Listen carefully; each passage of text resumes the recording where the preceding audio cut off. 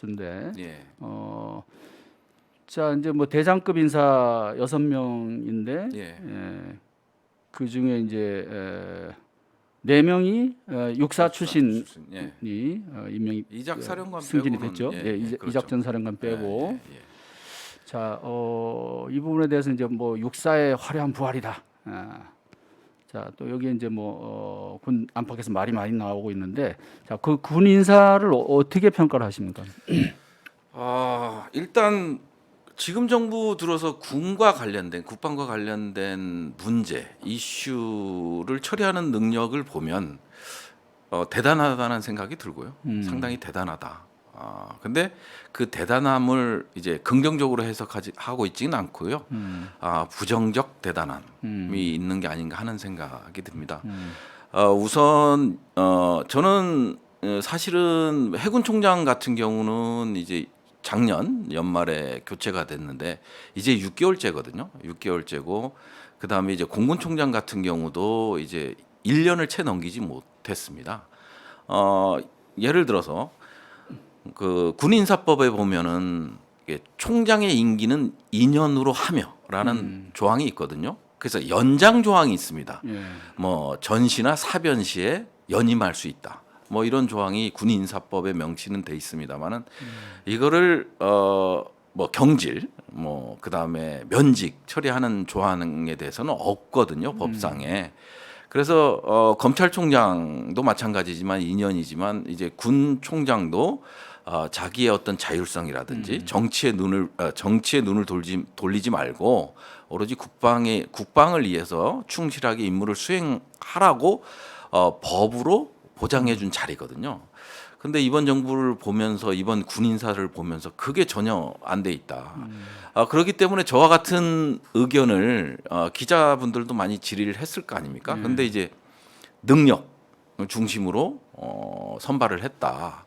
그러면 그 전에 임기를 법적으로 2년이 보장된 임기를 채우지 못한 이 총장들은 과연 능력이 모자란 것이냐. 그래서 지금 윤석열 정부의 능력이라는 게 과연 뭘까? 이렇게 좀 보니까요. 능력과 스펙을 동일시하는 것 같아요. 그러니까 육사의 화려한 부활은 맞는 것 같습니다. 예, 육사의 화려한 부활은 맞는 것 같고, 그 다음에 이제 그 과거에 이제 서울대 출신 사관학교 출신들이 중심이 된 군문화가 있었잖아요. 일종의 기득권 세력. 스펙을 능력과 동일시하는 일종의 이제 권위주의 시대 때 그런 현상들이 많이 일어났었죠. 그러다 보니까 뭐 하나회 출신이라든지 뭐 이런 것들이 전부 그렇게 구성이 돼 있었고요. 그런데 현재 시점에서 봤을 때 과연 육사의 부활이 스펙이 과연 사관학교라는 스펙이 능력과 일치할 수 있느냐 이런 걸 봤을 땐 좀 회의적이에요. 능력이라는 거는 써보고 판단할 수 있는 근거거든요.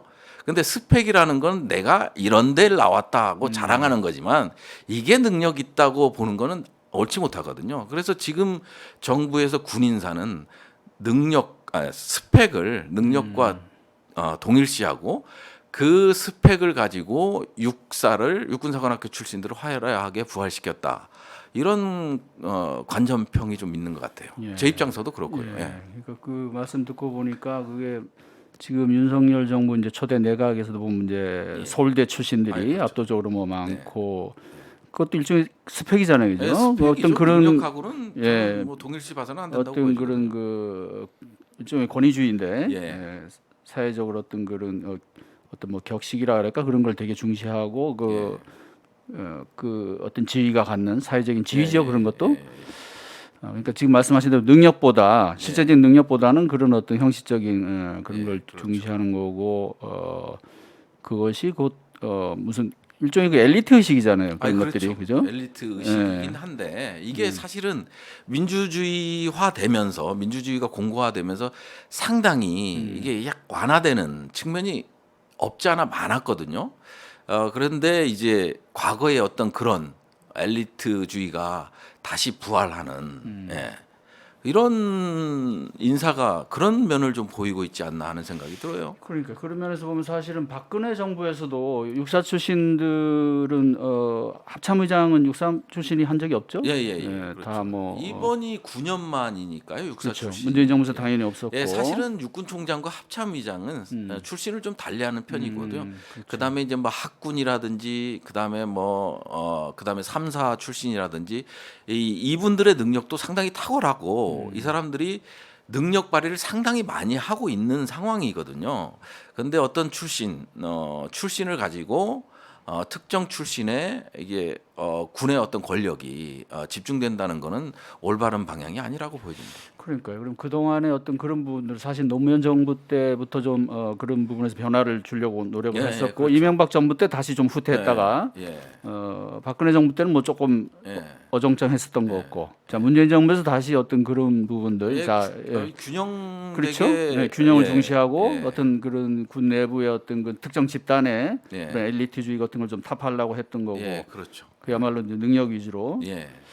그게 다시 지금 퇴보하려고 하는 움직임을 보이고 있다. 아니 이번 인사만 놓고 보면 그렇고요. 사실은 또 문민 통제라는 개념 속에서 봤을 때 대통령 새로운 정부가 구성이 됐기 때문에 뭐 이게 사성 장군들 인사는 당연한 것이었습니다. 당연한 것이지만 그럼에도 불구하고 과거 정부의 사례를 보더라도 이렇게 5년 5개월, 11개월 이렇게 그 단기 임기를 수행하고 나가는 경우는 없었거든요. 사건 사고가 아닌 나는. 지금 해군 참모총장하고 공군 참모총장 얘기죠? 예. 그 과거 사례들 보더라도 이분들은 아직 많이 남았어요. 예. 2년이 법적으로 아까 이분들은 소송하면 안 되나요? 소송이 아니고요. 이게 원래 예. 대통령이 임명권을 갖고 있지는 않습니다. 임명권을 갖고 있죠. 예. 법적으로 이제 2년을 보장해 주는 예. 거지 않습니까? 그게 본인이 사직을 해야 돼요. 어. 그러면 사직 권유가 5조. 그러면 이제 사직서를 제출하면 이제 군 통수권자가 이제 결재하는 시스템이잖아요. 그래서 윤석열 총장 지금 현 대통령님도 과거에 검찰총장 할 때 임기가 보장됐다고 이제 여러 차례 강조했고 근데 이제 군은 역사적인 관성이 있잖아요. 뭐 5.16 쿠데타라든지 11.6 그다음에 12.12 사태를 겪으면서 그런 역사적인 관성과 그다음에 그거 아울려서 상명하복의 어떤 조직 문화 이런 것들이 권유가 오면 그냥 나가버리는 사직서를 제출하는 그래서 사직서가 반드시 본인의 이사가 상당히 중요합니다. 그래서 만일 6개월을 한 해군 총장이 나는 임기 법적으로 2년이 보장돼 있는데 왜 지금 나가야 되느냐? 그렇게 했을 때는 실질적으로 이거를 경질시킬 근거가 없는 거예요. 예. 그런데 예. 결국 그 압박을 사실 이길 수는 없다. 이길 수는 없죠. 이게 사실은 어렵습니다. 예. 그래서 이게 군인들은 상당히 명예를 강조하거든요. 명예를 강조하다 보니까 이게 또 구차하게 이게 어떤 뭐 이렇게 임기의 고리를 잡고 질질 늘어지는 모습 또 이제 후배들한테 보이는 게 좀 구차해질 수 있기 때문에 대부분의 사람들이 사직서를 제출하죠. 근데 이번 정부와 같이 이렇게 단기간에 능력도 제대로 펴보지 못한 상태에서 경질 요구를 받은 사례는 없었죠. 전례가 없는 예, 이유가. 박근혜 정부 때가 이제 권오송이 한 11개월 총장이 그때는 윤일병 사건이 있었잖아요. 네, 그러니까 완전히 엄청난 사회적 이슈가 됐던 사건이 있어갖고 이제 사직서를 제출한 거고 그 다음에 뭐 문재인 정부에서도 있었습니다. 9개월 임기 그래서 2년을 못 채운 이성용 공군 총장도 계셨지만 그분도 이제 이중사 사망 사건 이게 사회적으로 엄청났지 않습니까? 그 사망 사건 지휘관으로서 지휘관으로 책임을 지는 책임을 차원에서. 진다는 관점에서 이제 물러난 사례들은 있었죠. 그다음에 한민구 장관 같은 경우는 합참의장으로 영전돼 가면서 9개월만 한 적이 있었고요. 황희돈 이명박 정부인데 황희돈 그냥 한민구 장군의 후임인 황희돈 육군총장 같은 경우는 이제 그 국방부 지역 개발될 때 땅 투기 문제가 대두돼서 6개월 만에 물러난 사례는 있죠. 그거를 제외하고 1년 이하로 임기가 단절된 경우는 아마 이번 정부가 처음이지 않을까. 지금 말씀하신 사례들을 봐도 네. 어떤 특정한 그런 특별한 이유가 없이 예. 지금 말씀하신 건 대개 이제 뭐 사회적인 큰 이목을 끌 만한 큰 사건이 이런 군의 명예를 실추했다거나 또는 예. 개인적인 어떤 도덕성의 문제 그렇죠. 뭐 이런 것 때문에 어쩔 수 없이 네. 그렇게 물러난 본인이 이제 물러난 경우는 있지만 자 이번에 그러면 날벼락을 맞은 두 그 해외 공군 참모총장 분들은 사실은 아무런 특별한 이유가 없이 예. 새 정권 출범을 못 막았다는 이유로 그럼 나가신 거예요? 아니 뭐 제가 이제 고별 인터뷰에서 그런 얘기를 한 적이 있었어요. 국방은 정치 이념에 흔들려서는 안 된다. 네. 일관된 방향으로 가야 된다. 이런 표현을 썼었고요. 제발 정치가 이제 국방을 흔들지 않았으면 좋겠다. 국방 역시 흔들리지 않았으면 좋겠다라는 표현을 썼었는데요. 결국 이번 인사를 보면서 이게 국방이 정치에 종속될 수밖에 없는 그런 사태가 오는 게 아닌가. 결국은 이제 정치권의 눈치를 보게 되고 그 다음에 어떤 뭐 정보의 왜곡이 일어나도 군 쪽에서는 어떤 이거에 대해서 대응하거나 이런 것들이 전혀 이루어지지 않을 그럴 개연성이 높아졌다고 보여지죠. 그래서 이제 지난번에 뭐 김종대 TV에서 가서 얘기했습니다만은 정보의 정치화가 아닌 국방의 정치화가 또 생겨남으로써 이게 결국은 이제 안보를 위해하는 요소로 작용하지 않을까 그런 우려가 좀 있습니다. 그러니까 참 미국 같은데 보면 4년을 참 보장하죠. 잘 돼 있잖아요. 그런 네, 그 4년을 제도화 예, 돼 있죠 아주. 예. 미국 같은 경우는 특별한 사유가 없으면 정권이 새로운 정부로 이관이 되더라도 권력이 이관이 되더라도 최소한 그 임기가 4년을 보장하거든요.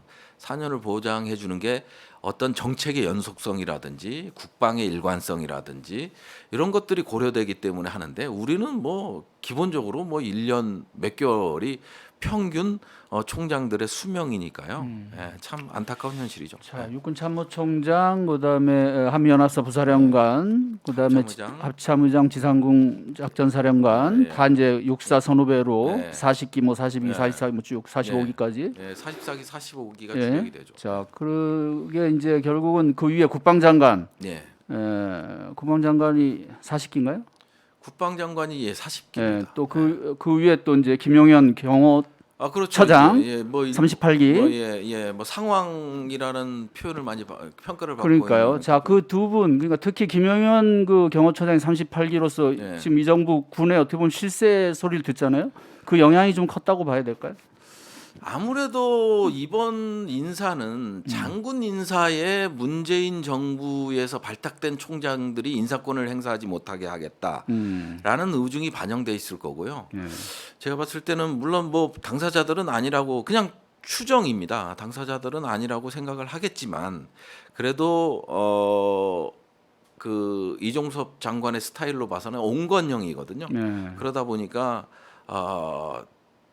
뒷배가 있지 않을까. 언론에도 나왔습니다만은 뭐 그런 게 있지 않을까. 그게 뭐 어느 한편에서는 김용현 경호처장을 가리키고 있기도 하더라고요. 예. 그러니까 김영현 그 처장이 또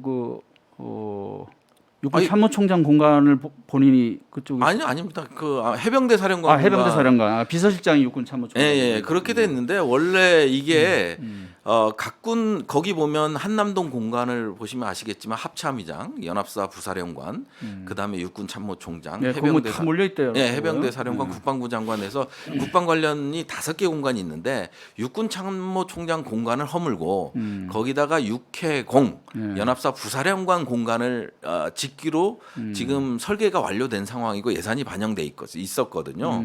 근데 이제 그게 다 이제 무효화가 되고 그리고 이제 거기에 이 기관장도 아닌 스텝이 그 큰 공간에 차지하고 또아리를 틀고 있다고 봐야 되나요? 이런 것들을 보고 있으면 좀 한심하다. 그런 생각까지 들어요. 이게 논리적으로 생각하려고 해도 생각이 안 되는. 이게 반지성주의인가? 뭐 이런 생각도 들고. 뭐 윤 대통령께서 이제 취임사에서 반지성주의라는 표현을 했던 걸로 기억이 나는데.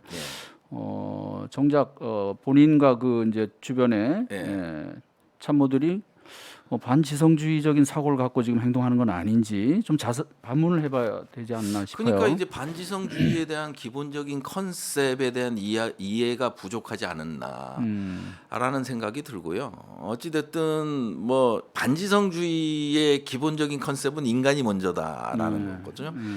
과거의 어떤 경제 논리, 뭐 그다음에 이제 과학 기술의 발전 이런 것보다는 인간이 지배하고 인간의 이성이 지배하는 뭐 이런 게 이제 포커스가 맞춰져 있었던 건데 이거를 좀 지금 정부의 참모들은 해석을 좀 달리하는 것 같아요. 뭐 아시겠지만 원래 윤석열 정부에서 그 한남동 육군총장 공간을 쓰기로 했었잖아요. 네. 근데 그게 바뀌고 뭐 수도가 뭐 이렇다 물이 샌다 뭐 이렇게 하면서 이유를 대고 바꿨지 않습니까? 그러면은 뭐 거기에 뭐 비서실장도 들어가긴 어렵죠.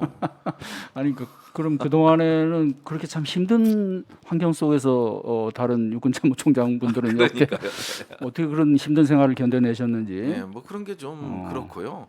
유독 지금 뭐 인수위 시절부터 국방과 관련된 분야에서 유독 특징을 나타내고 있다고 해야 될까요? 일단 뭐 그냥 대통령 집무실 이전부터 시작해서 예. 그냥 얼룩무늬만 보이면 그냥 다 잡아먹는 그런 그러니까요. 문화가 자, 뭐 그 부분은 조금 이따 또 얘기를 하겠지만 어쨌든 유난히 우리 지금 군이 뭔가 지금 희생양이 되는 듯한 그렇죠. 그런 모습까지 예. 지금 비춰지는 것에 대해서 많은 국민이 지금 사실 우려를 하고 있는데 이게 참 언론의 역할도 그래서 중요한데 이런 걸 뭐 제대로 그런 비판이나 이런 걸 좀 안 해주고 있고 자, 그 군 인사 얘기는 그 정도 하고 자 이제